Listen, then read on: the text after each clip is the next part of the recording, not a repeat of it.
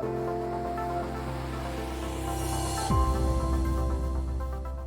morning, everybody. Welcome to Second Cup of Coffee. Pastor Tom here, Rancho Christian Center. So glad that you would join us today. We are on week 4 of our series regarding forgiveness, regarding Jesus at the cross. You guys all know Will Gonzalez. He's here with us today. Just to kind of recap, last week we talked about Jesus saying in Luke 23:46, Father, into your hands I commit my spirit. And what we talked about was when there's an offense, Will, or there's unforgiveness, I have to give it into God's hands. Right. But there's a process until in John 19:30, it says, Jesus says it's finished. Right. And sometimes I just want to give into his hands and be done. Like, done, I'm done, it's good, okay? And I think God does that sometimes with some folks. I get that. But for most of us, I think it's a process where we commit it. Right. Now it's in his hands. And I think there's a struggle, like I want to take it back, or Satan's great at reminding us about the things that have happened in our lives and different things. So we wanted to have Will come in. He's going to talk to us a little bit. We're going to have a conversation today. So this is Second Cup Conversations, if you haven't figured that out yet, about that. And if for some reason you haven't seen the ones leading up to this, subscribe to our YouTube channel, RCC Second Cup. They're all there. You can go back, watch them. But we'll just kind of going back into that. I know there's been some times in your lives, because we've talked, where there's places where you had to forgive. Yeah. You had to choose to forgive, but then you had to walk out the forgiveness till there was a place of completion. Right. So, yeah, I just wanted to throw it open to you, and then can you kind of share that and to kind of walk the viewers through what that looked like, what God taught you in the midst of all that? And then I think my heart in that is sometimes people don't ever start the process because they don't think it'll ever come to a place where it's finished. Right. I mean, it was the forgiveness process wasn't something that just happened overnight for me. This was something that started when I was 19 years old, and just to give you guys a background of what really happened. It was, I grew up, my dad was into drugs. My dad, dealt drugs, and he went to prison, went to jail, and I didn't really have him in my life a whole lot when I was younger. And so the father figure aspect of my life, it wasn't really there a lot of the times. And if I know for a lot of people out there, it's like that. Well, everything came to an explosion right around when I was about 17 years old. And I remember we were at a campsite, and I actually had to put my hands on my dad to protect myself and protect my sister. So you're 19? Yeah, well, I was 17 at this time. 17 at this time. Well, so you're not even a legal adult. No. Wow. And so, but I was a Christian, and I was going through everything. I was going to church and stuff like that. Well, this happened, and me and my dad had a complete split. That was it. My parents were divorced, and that was my weekend. I would see my dad. Eventually, what ended up happening is that I started really dealing with a lot of rejection, a lot of just anger and bitterness towards him. And around 18, 19 years old, I want to say it was late in my late teens and 18 years old, I remember I was praying, and I remember God saying to me I had to forgive my dad. And, the act of forgiving is something that I didn't really know how to do, but God told me that I had to do it. And so I did. I said, okay, God, I'm going to forgive my dad at 18 years old. And I remember dealing with that and saying to myself, like, okay, how do I go about this? Now, the initial process, I like how you mentioned before, because it wasn't just immediate. Like, the forgiveness didn't just happen right there. It was something that it started. And I just forgave my dad, and I said, okay, so how do I go about doing this? God was showing me that, okay, I want you to pray for your dad now. I want you to start praying for your dad. When you see your dad, tell him you love him. We'll see, at that time, I didn't even see my dad because he was gone for about a year until a year or so. And so eventually when I saw him, I just had to act like, not like everything was okay, but I just had to tell him I loved him. So let's rewind back to the prayer, okay, just real quick. How did that prepare your heart in the season that you're not seeing him Do you think praying for him helped you to be able to say, I love you? Because it's one thing to... Yeah, it was more of a... I'm not going to lie. It was more of just going through the motions. Okay. Right at first, Right, sure. Because I knew God asked me, tell me, you need to forgive your dad. And I knew that when God was telling me something, that it was for a reason. And so I had a trust in that reason was something, but I had no idea what that reason was. Got it. And so wow. I was just saying, I love my dad and I pray for my dad. God, please, take care of my dad, save my dad. Whatever my prayers were at that time, I remember 18, it was more, Dad, God, take care of my dad. And I love my dad. But I'm not going to lie, sometimes those words were really hard to say because it would bring up old feelings of things that he did to me, did to my sister, did to my mom out of anger, and the way things were. So I had to walk through those. And eventually what ended up happening, just to the next process to where I can be in front with my dad and talk to my dad.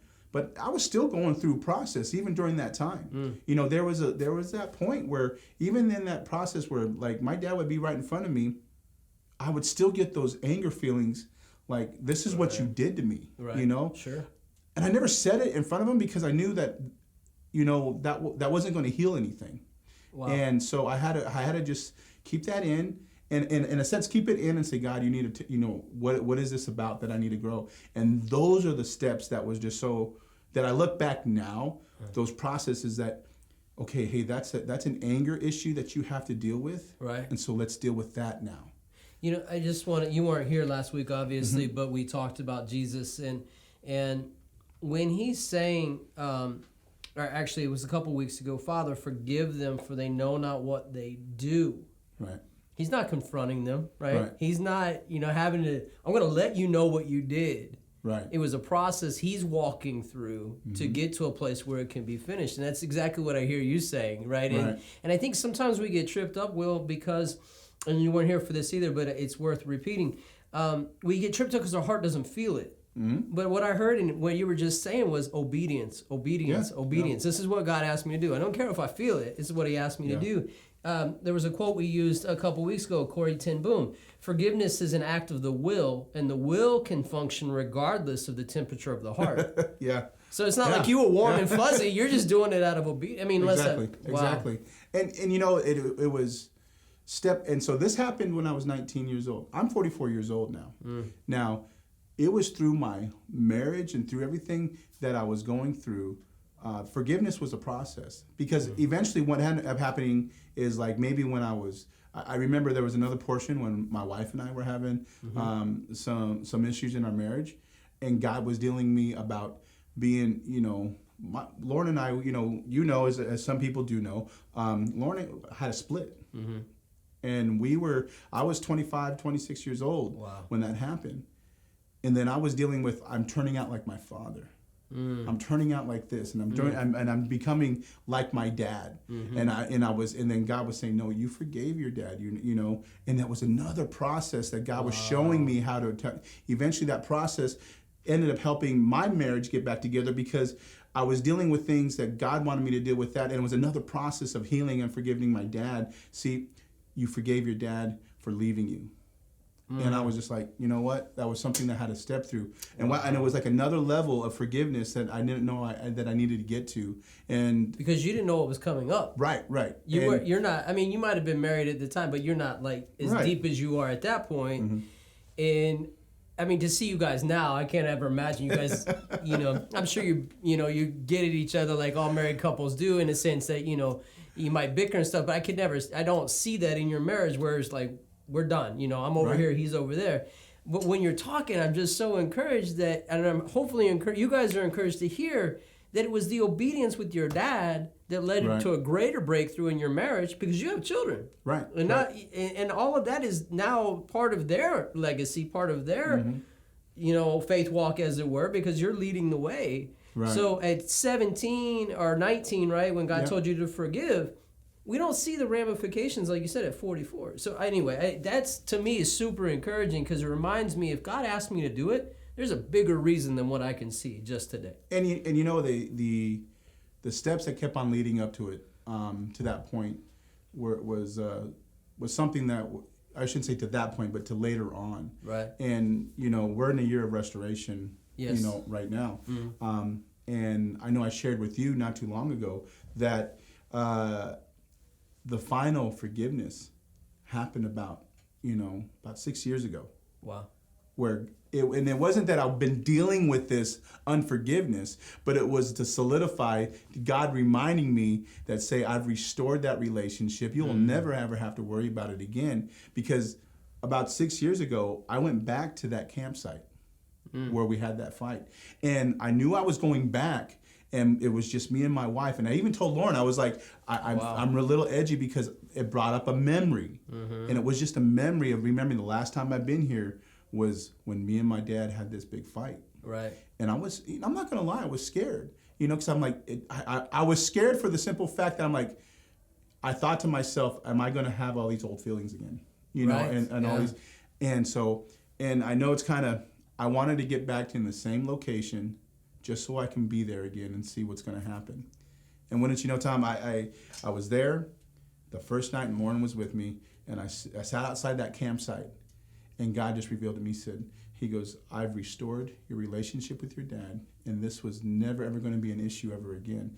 And it wasn't, I wasn't asking God if my forgiveness was over with. God was just reminding me, said that you've had a great relationship with your dad for the last, since 21. You've had a great relationship with your dad.